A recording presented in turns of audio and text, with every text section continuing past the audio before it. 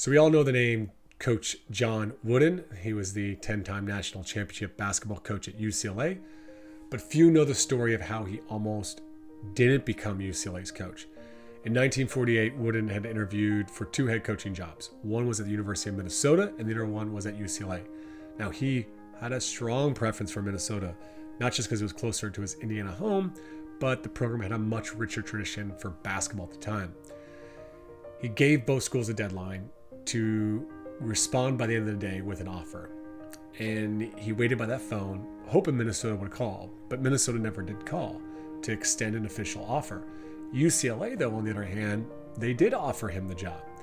Now, believing he had fulfilled his obligation to Minnesota by waiting for their call, Wooden accepted UCLA's offer, agreeing with a deal with the school's athletic director. And a man of his word, he was now their coach. However, a few hours later, the phone finally rang, and it was Minnesota calling. A massive snowstorm had knocked out the phone lines in the state, and they had been trying to frantically reach him, they explained. They were ready to offer him the job. But Wooden, right, when he was asked, would he take the job, he declined, saying, "I'm sorry, but I've already committed to UCLA." His wife, Nell, urged him to reconsider, pointing out their heart was set on Minnesota. But Wooden was a man of unwavering integrity, and he wouldn't break his promise. As he said, "A man's word is his bond. I have to do what's right in this." So he stayed true to his word, and the rest is basketball history, with him going on to win 10 national championships in 12 years at UCLA and building that into a storied traditional program. It's an amazing story overall, though, of integrity and trust, this story. And the funny thing is, in sports, in any team, we talk about, like a really great team, like a key ingredient is trust. Yet the level of commitment to someone's word that Wooden demonstrated in that situation, it seems so far from the way that coaches, athletes, administrators, and parents operate in today's world of sports. Trust is absolutely vital in teams, and yet it's honestly a really big word, right? That I'm not sure we all know what it means, or we all can agree on what is trust. Like, as a value, I think it means different things to different people. And it's really complex. Like, who do you trust? How does someone earn your trust or lose your trust? How do you earn your athletes and your administrators' trust? So in today's episode of the podcast, we're absolutely not going to answer all these questions around trust. I think, though, we are exploring like this value of trust from a variety of new perspectives that maybe you haven't considered, and some new ways that you might think about building trust within your team. Welcome to the Coaching Culture Podcast. My name is JP Nerbun, and I'm joined today by my co-hosts, Nate Sanderson and Betsy Butterick.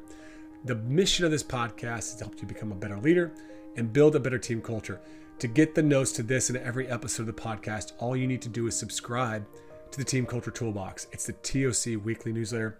There's a link in the details of this episode, and you can do so also at tocculture.com. Also, check out Betsy's blog on Substack at Betsy Butterick. Welcome, everybody. We are here today to talk about trust. Trust in the context of coaching, trust in the context of the coach-athlete relationship, of teams, and the profession at large. One thing that's come up consistently in past client work and also some current clients is this idea of, Betsy, I transparently, I can't trust that my sport administrator has my back, or I can't trust that the conversation I have with one athlete is going to be accurately translated to a parent. So today we're going to unpack trust and why it's tricky, why it's important, and what we can do to be proactive about creating opportunities for the kind of trust we hope to have within our teams and organizations to support success. So questions that come to mind or frameworks that JP, Nate, either of you have top of mind or have found helpful when it comes to trust? I think that when it comes to trust, I think one of the big detractors is that people just aren't even having conversations around it. I think people are afraid or just not intentional in trying to understand, how can I earn someone else's trust, sharing how other people can earn more of your trust, right? how they might break that trust, like just what's important to that. And then when we feel like there is a rupture in that, what's our way back from that? And is there a way back from that? Right. I think probably at the end of the day, you look at coaches and they're thinking like, am I safe here in this coaching environment? I was just on a coaching call with a Division 1 head coach, and like any Division 1 head coach, am I safe in my contract? Right. And then there's like, can I trust that my administrator would tell me if I wasn't safe? Right. I think there's a lot of times people have been on like, they call it the contract year, right? It's like, you know, end of their contract comes up at the end of the year. Will they renew it?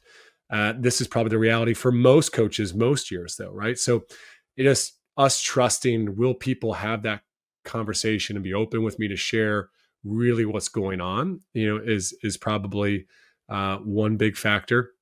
I think that there is reliability is another thing, right? Is just, do people deliver on their commitments, right? Do they do what they say they'll do, right? If we ask an athlete, to do this, they say they'll do that. Will they do it, right? If our administrator promises us something, can we expect them to follow through on that? And as coaches, like, do we do what we say we'll do? Right? I think a lot of times coaches come in with big promises to recruits. They try to bring players in, and are we delivering on those commitments? I think a lot of times we can say a lot of things and we forget what we say, and then it comes down the line, and a player or an athlete or a parent may latch on to something we said, or they took or misinterpreted what we might have said. And either way, that becomes the thing that starts to break down trust. So reliability, openness, acceptance, I think is a big thing too.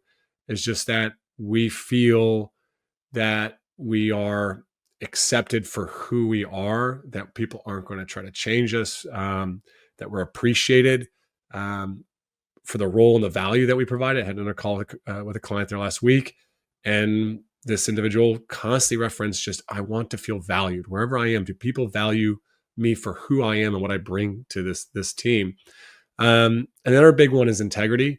Is just, do we align with our values, right? I mean, it's one thing to put up your core values on the wall, right? But John Wooden is not necessarily known for his pyramid of success, his core values. He's known for how he showed up in alignment with those values. And I think that at the end of the day is the real test of our values is are we behaving in alignment with those? Well, you could go coach and be a part of an administration or a school that claims to value certain things, but we know, or we can start to sense that, well, they actually are really caring more about profits, or, saving their own jobs, or, keeping them safe, or making money, right? So those types of things, like, there's such a complexity to it, but like reliability, acceptance, openness, integrity, those are kind of 4 big ways that we can break and earn trust.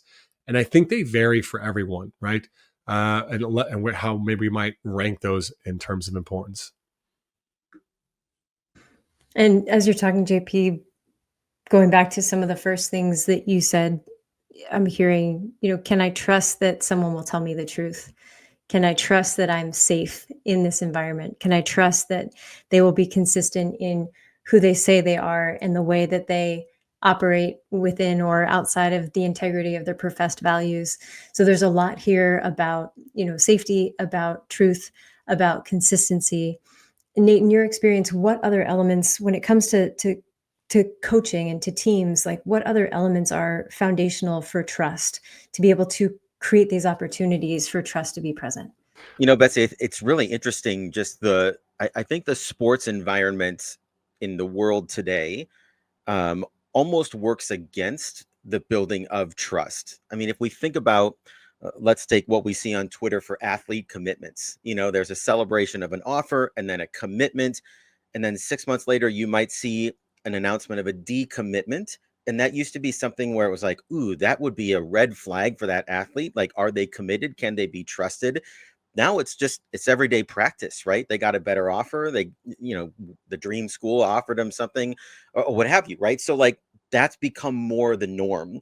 If you think about the portal, and we're not going to have a long conversation about whether that's good or bad, but it just provides an opportunity for a restart if we want to just sanitize it and say, look, this relationship isn't working between the athlete and the team, or the coach and the player, whatever. So we'll just reset and go somewhere else and try another place. I even think about in the NBA, a number of star players now, I think about LeBron later in his career, are signing 3-year contracts with player outs after each season, but not the team. The team's committed to 3 years, but the player can opt out every year so that they can hold leverage to find out whether or not they can trust the front office to bring in the players that they want, right? So there's all of this, like, it feels like conspiring against maybe our traditional perspective of what trust used to mean, in the player coach or in the team context, that just makes it really difficult, I think, not only for high and levels of trust or environments where there is a high level of trust to be built, um, but also for us to even have a conversation about trust, because it can mean so many things to so many different people, whether you're the player or you're the coach, whether you're Gen X or Gen Z or a boomer. Like, there's just so many factors that sort of play into this and make it a really complicated conversation, and one that we don't really have, I don't think, other than what happens on the court. You might hear a lot of conversation about trust the process, or trust the help, or trust the ball is going to find you. That stuff maybe we can work through a little bit easier, but when it really comes to those lasting, committed, trusting relationships in sports, man, it's a tough world out there. Yeah, Betsy, I'm actually really curious, building off of what Nate just shared there about how the environment, society, I'll just go even beyond sporting environment. We'll go to culture as a whole, right? There's trust means something different today in leadership than it has ever before, right? And people are questioning what's trustworthy, what's not trustworthy, who's trustworthy, who's not trustworthy. But I'm actually really curious, from your understanding, from your conversations with athletes, because you're working so much in this space, and you're our expert on Gen Z for us here, but like, what are you seeing trust mean to Gen Z collectively? I know that's kind of like a broad brush, but are you seeing a shift or a change there? Yes, would be the short answer to what could be a much longer discussion. Um, I'll say, as a communication specialist, context matters always. There's several major barriers to effective communication. Context is often the biggest and most frequent. So, Nate, when you're talking about the context of the transactional nature of sports, the context of where coaches are, where athletes are within different levels of sport, the environment, the context, both individually and collectively, both now in the present and historically, which again, you talk about interjecting multiple variables, understanding the context in which trust is built or broken for individuals who are part of a team can be one of the more important things to ascertain about a group. And to your point, JP, many organizations talk about trust and the importance of trust, but they're often not having intentional conversations about trust until after some broken trust has occurred at some level or within, some relationship related to the team. So being proactive about having conversations related to trust that allow you, let's say, as a coach, to have context for where someone's starting in terms of trust. And there's a quick activity that I often do with teams to give them a sense of what this is like on a very high level that I call trust camps. And so in a room full of, let's say, 20, 30 people, I'll say, when it comes to trust, what I found to be true is most people tend to operate from one of two camps. In camp number one, the way that these folks tend to walk through the world is, you have my trust until you break it. And over here in camp number two, what's true for these folks is, yeah, you won't have my trust until you've earned it. So they're both camps filled with great people, fantastic amenities, and these are two very different camps. So the question that I ask them to reflect on is, which is most true for you most often? And then I'll also say, now somebody's going to say, well, Betsy, it depends. Of course it does, because context matters. And in general, if you had to pick one of those two camps, where are you starting from with most people? They have my trust until they break it, or they won't have my trust until they earn it. So people reflect, and then I ask for a show of hands. Who's in camp one? Who's in camp two? And then I'll ask the audience, what do you notice to be true about trust for the people in this room? So now they're starting a discussion about what trust looks like for the people in this team at this time. And then I'll offer an additional reflection specifically for camp two people. If you are in a camp, and I know many people who have very valid reasons for being in the "you won't have my trust until you've earned it" camp. What's your criteria for somebody earning your trust? Do you know what it is? And if you don't yet know, that's okay. Fantastic place to start. And then the follow-up is, how do you want to make that criteria known to the people that you hope to have trusting relationships with? Another fantastic question, if we're going to go on a deeper level of exploring trust within a team, is it is likely that we will break each other's trust at some point, knowingly or unknowingly, intentionally or unintentionally. What does repair look like for you individually? And what are important elements of repair in order to rebuild trust when it's broken? And start to think about that and have those discussions, again, proactively before it happens, so that we stand a better chance of working back towards the opportunity to have a trusting relationship should trust be broken at some point. I think one of the things that is um, been a good perspective for me over the years too is in some ways thinking about the language of trust being as unique to me as kind of the love languages, is sort of something that people talk about at times where um everybody sort of values different things in terms of how they interpret, is trust being built or is trust being eroded. And I think a lot of times, that's going to relate back to our experience as kids and how we learn to interact with the world and figure out what's safe and what's not safe. But maybe just as an exercise here, when you, JP, think, or Betsy, you think about what are things that mean the most to you, that demonstrate trust, I would imagine your answers to those questions might be different. And yet we go through the world and operate as though everybody knows that trust is built based on what I think, the way that trust is built for me. And that just isn't necessarily the case. Yeah, I'd be curious how much personality styles impact that, and then people's experiences, values, and character, right? For me, definitely I value the ability to rely on someone doing what they say they'll do, which if you look at the love languages, you know, my main one is acts of service. If you look at my personality styles from the Equilibria personality diversity thing, like I'm very action orientated. So I place a lot of value on taking action, and I probably look for people to trust me because I say, "Hey, I told you I was going to do this, and here I'm doing it." Right. And so why aren't you trusting me? And yet I may not be speaking maybe their other trust language, we might call it, right? So or speaking it in the way that they can hear. So I think that's a really interesting question for us to pose. And I loved your framework, Betsy, for us as a coach to walk through that with our team, because it brings in a level of awareness that then can help people to maybe speak other people's trust language a little bit better, right? Yeah, and that of course, Nate, I'm biased. I love that you went into communication and the language of trust, because it is different for different people. I even think about conversations that my wife Allie and I have had where I'm doing something with the kids and she'll tell me something that in my mind I'm like, yeah, I know. And sometimes I'll say like, hey, when you tell me how to do this thing, what I interpret that as is you don't trust me to do it in the way that I need to take care of our kids. And what I had to learn was it's not about her not trusting me. It's about her own need to say something because she's not in control, because I'm doing the thing. It's not that she doesn't trust me. It's that to manage her own anxiety of being out of control in that moment, she needs to feel like she did what is in her control, verbalizing something, in order to ensure the priority, which for both of us is our kids' safety. So it involves me, but it's not about me. But if we don't have that conversation, I absolutely internalize this person doesn't trust me. This person thinks I'm a bad parent.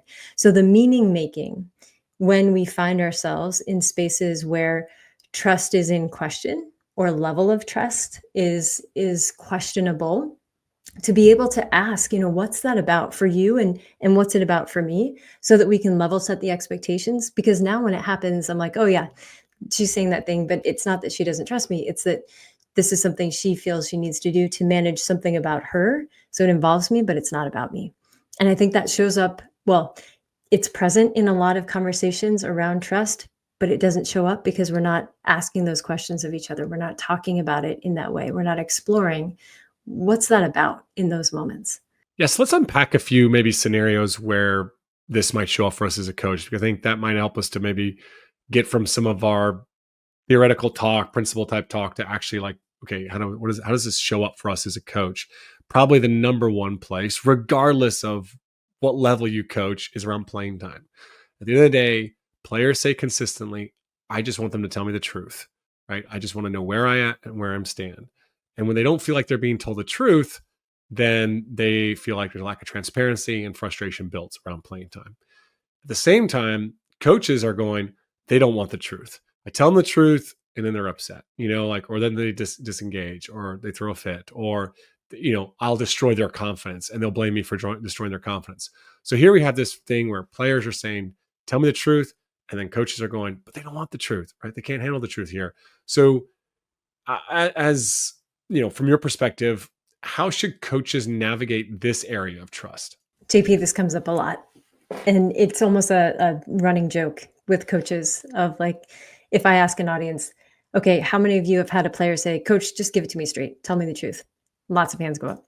And then I'll say, and how many of you have done that and it has not gone well? Same hands go up, right? So especially when we're talking about Gen Z, we're talking about kids these days, like, yes, they want that level of transparency. And because much of their upbringing, childhood, generationally has been through a screen or integrated with technology, they are less practiced at receiving the truth and navigating an emotional response to a truth with another person in real time. So that explains a little bit about why, when we tell them the truth, it's not received well. What we can do as coaches in those moments, if they've said, I want you to tell me the truth. First, we can ask permission. So we can bring that up and say, hey, you've told me in the past that you want me to tell you the truth. Do I have permission to tell you the truth about, and then insert whatever context is current about why you're not playing, let's say. And they say yes. It says, okay. Then set expectations. So before you tell them the truth, set expectations for what they may think or feel when you tell them the truth. So I'm going to tell you something about why you're not playing. And I understand if this is difficult to hear or may cause anger, frustration. You can name any of the emotional contexts that they may feel. Again, you're not telling them what to feel. You're setting expectations for how they might experience the next few minutes of conversation. And then tell them the truth. And then stop talking. And give them space and time to start to process. And then check in. Given that truth, what's coming up for you? And use whatever language feels organic for you or in your own flavor. But like, okay, now that I've told you the truth, where do we go from here?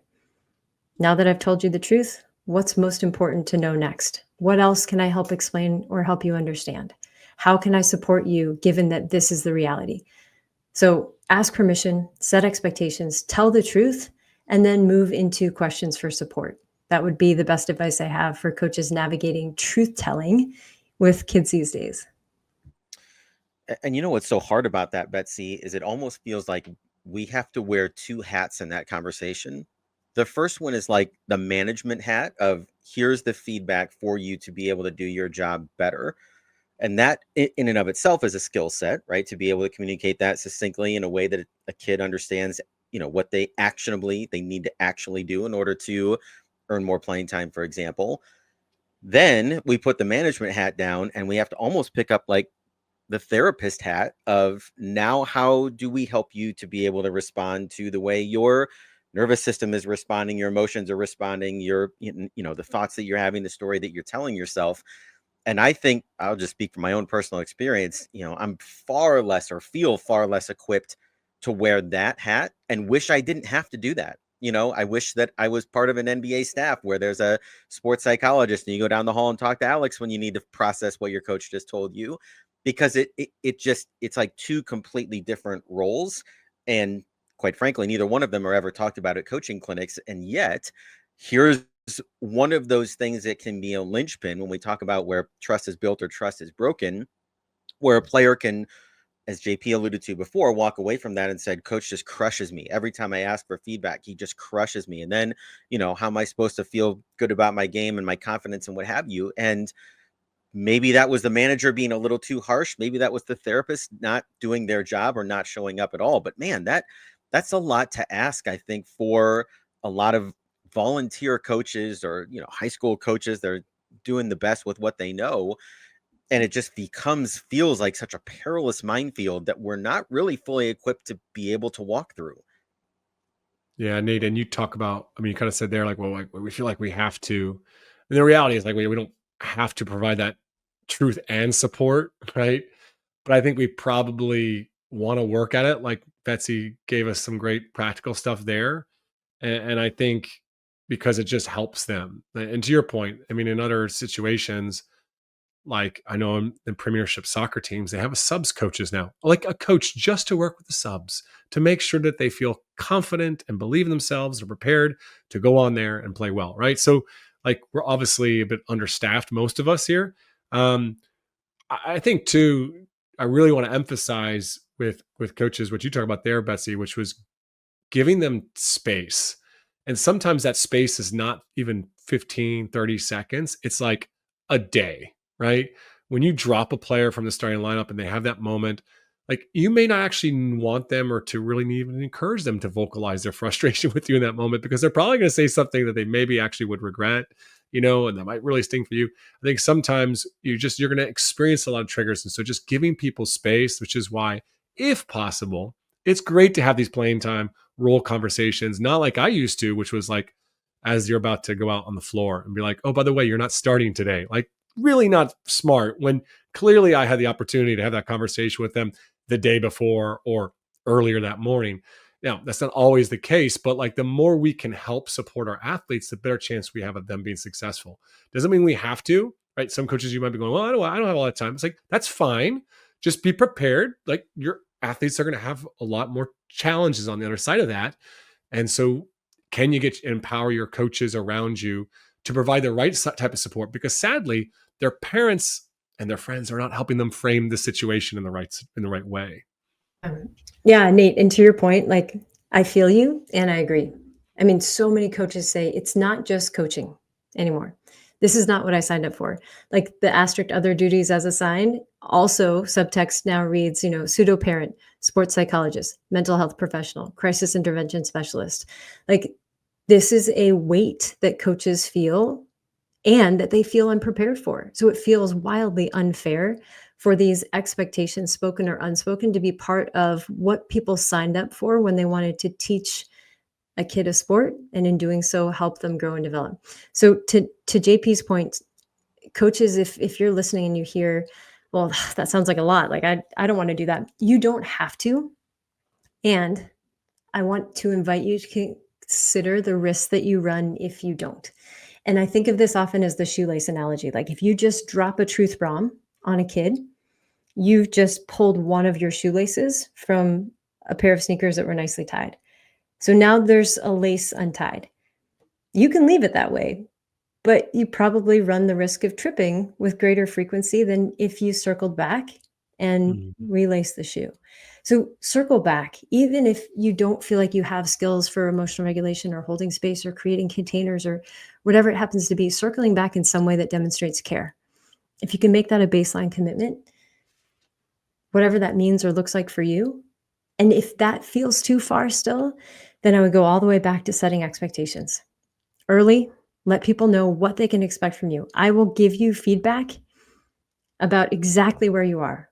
I will be, to use the term, brutally honest. Now, my issue with that is, can we be honest without the brutality? Because I think you can be abundantly clear without being harmful, even if it hurts. So set an expectation. I'm here to tell you the truth. I'm not here to pick up the pieces. I am here to coach you to be your best. I'm not here to be your shoulder to cry on when you're not at your best. Again, these are more extreme, kind of blunt examples. But if you know that you don't have the qualifications, the resources, the capacity, the desire to be what is helpful for kids these days, make that known. And that's okay. If nobody else tells you, that's okay. The thing that has to happen is you need to set that expectation with the people that you're coaching and the parents, perhaps, of what you're here to do, what you're not here to do. And if they need something that you can't provide, where they might find those resources. Here's my next one for you both, which is player commitment. And this could be wide ranging. This could be a player's commitment in the off season to a player's commitment over, the holiday break, and them attending practices to, transferring out of your team. Like I got high school coaches that struggle with this where players aren't happy, they start talking to other schools, right? We're not even talking about the collegiate level anymore. This is the high school level that it's like, oh boy, right?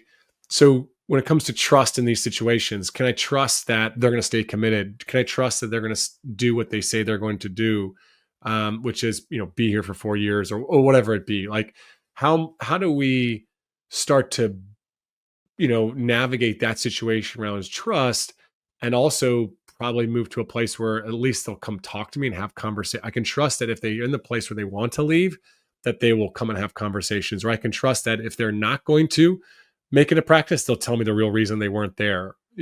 Does that make sense? So how do we navigate this thing around trust when it comes to commitment? Great question, JP. And I'm thinking about an earlier part of our conversation, Nate, where you're talking about context and the world of sports these days, and the transactional nature, and what's in contracts. And the reality is many coaches don't trust that if they make this investment, whether it's financial or an investment of time, that a player is going to stay, that they aren't just going to leave for, the greener pasture, the better offer, et cetera, et cetera. So knowing that that is a reality for many coaches, as you mentioned, JP, now at the high school level, in addition to college or professional, many people are making the choice to play it safe. Well, I'm not going to go all in, or I'm going to only go all in as much as I need to get the kid here, knowing that they could probably leave at any time.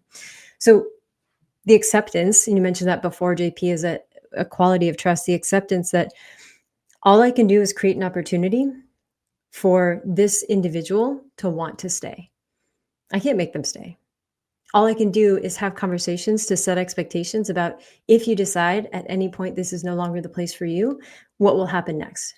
That will be a conversation that we have before you make a decision, or that by this date in our season, if you intend to transfer, you'll make that known so that we can be responsible for recruiting, et cetera, et cetera. So accepting the reality of where we are, that players have greater freedom to make different choices, that there is a lower level of commitment, and trust in what's true right now to stay true, and then act accordingly.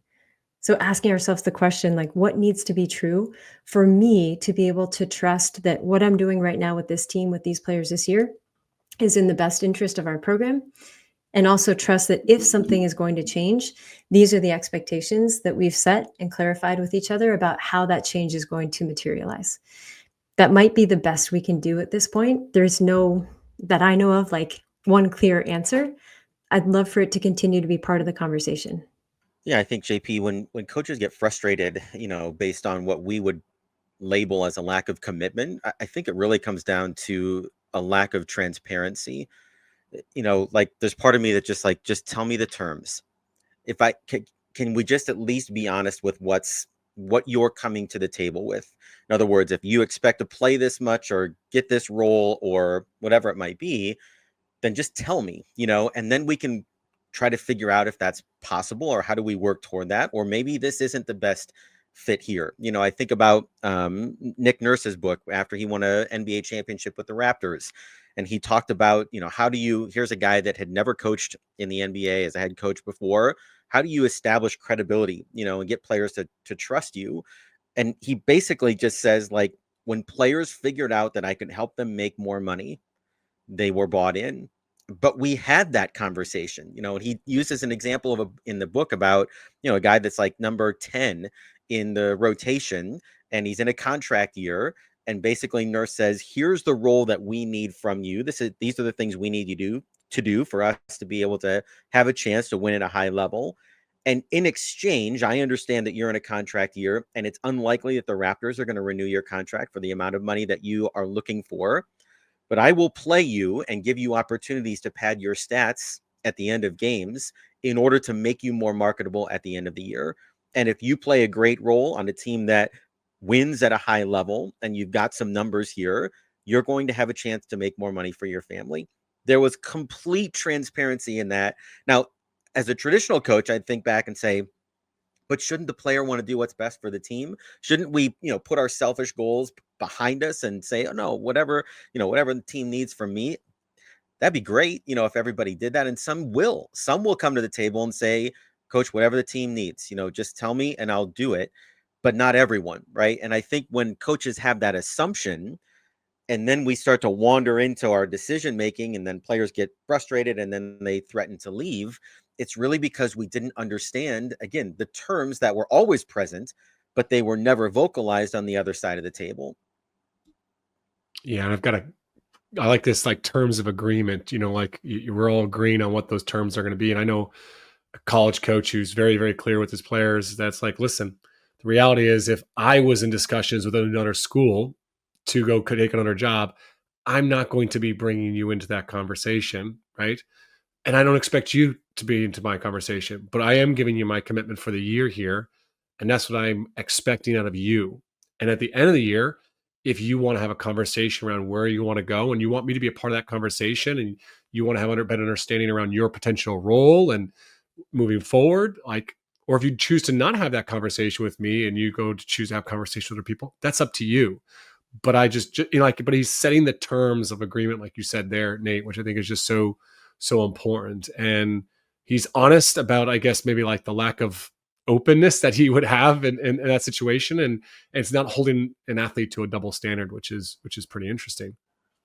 And JP, this sounds like almost we're advocating for a transactional approach to coaching. And it doesn't mean that we are sacrificing the objective or the purpose of being transformational. I think it just means that we also have to be faithful to transparency. I have a friend that coaches in college, and he'll have a conversation with recruits that if you're looking to party and experience the college lifestyle, you're probably not going to be happy on this team. That serves that player and their family when they're trying to, figure out what the best fit is, where they want to go. And there are plenty of programs and plenty of coaches out there at all levels that are trying to fight the good fight. And that's okay. But being upfront about that we're going to be committed to growth and hard conversations and developing people through sport. Great. But let's just be clear about what our mission is so that the player or the family can make a more informed decision on their end. So ultimately, like, both parties hopefully get what they're looking for. Mm-hmm. And to that point, Nate, and we talk about kids these days, like, they are more willing to trust you when you are transparent about something that they didn't ask. Like, when you tell them, like, hey, if you're looking to party and have like the full college experience, you're probably not going to be really happy as part of our program.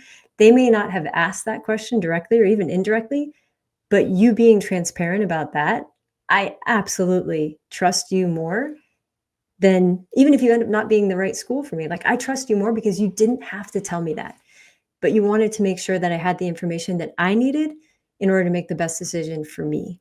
And already I'm starting to understand this is a coach who cares about my well-being, has my best interest at heart, to the point that they are going to share something that might be unpopular because it's what's true.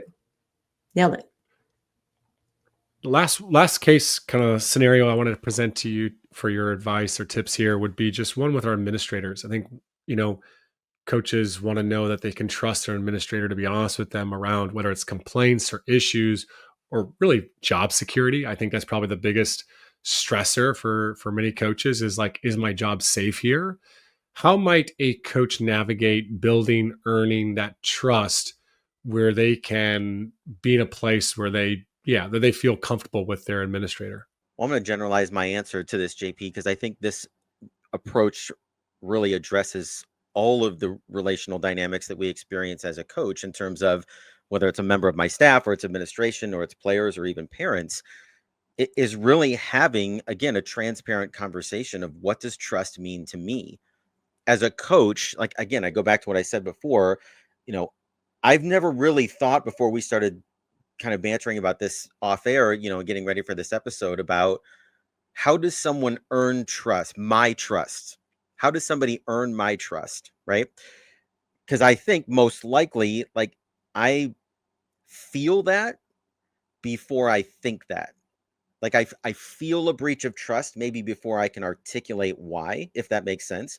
But I've never really spent a lot of time thinking about, these are the behaviors that allow me to trust someone else, right? And if I can get there, then I'm probably interacting in the world in a way where, if I do those things, I just assume other people will trust me. If I work really hard, then people should trust me. But for others, that may not be as important.